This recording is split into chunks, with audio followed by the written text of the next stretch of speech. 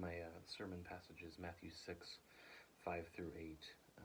And I believe the point of this passage is really that God wants us to pray sincerely and genuinely. I remember back when I was in 8th grade, I had just transferred from a private Christian school into a pretty big public school in our area. And I was still trying to get to know people, trying to find who I was. It's that awkward middle school years where you're trying to figure all that stuff out. Well, in one of my classes, we had an opportunity, I believe it was an English class, to be part of a play. And there were different scenes in the play, and so everybody had to pick a scene and then pick a role within the scene. And so I thought, well, this would be a great opportunity for me to kind of establish myself and make myself known.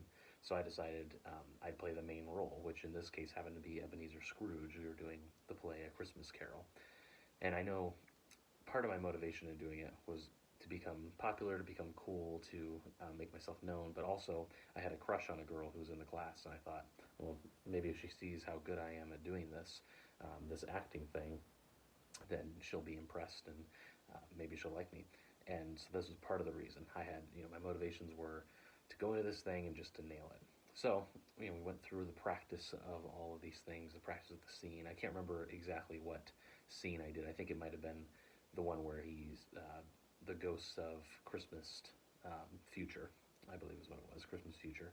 And so we were going through this whole scene, and I'm playing Ebenezer Scrooge where everything's going great. We're doing the notes, we're practicing. I had note cards, I had written all this stuff down on, and we get to the moment where we're going to present this in front of the whole class. And they had a room, I don't know where it was at in the class, but it actually had a stage, and we would go in there, and this, everybody was sitting there watching. It was a class of probably 40, 50 people. And we get up there, and we're about ready to go, and stage fright just hits me.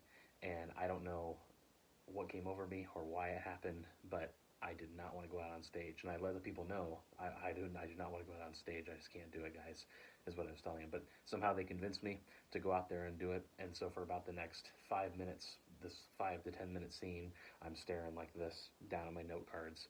And all I see is the words on my note cards. These are my lines.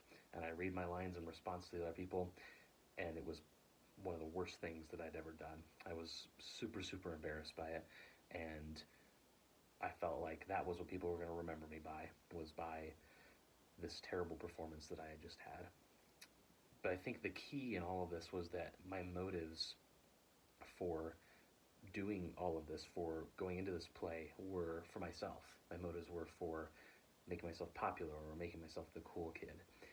And what an audience wants is an actor who's sincere about their role, an actor who's genuine about their role, and who desires to put on a good performance. And I think in the same way, God desires that kind of a prayer from us, sincere and genuine.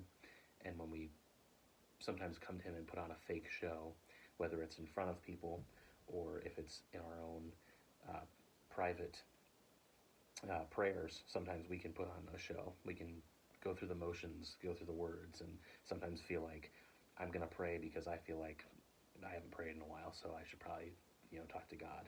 But that's not God. That's not what God wants.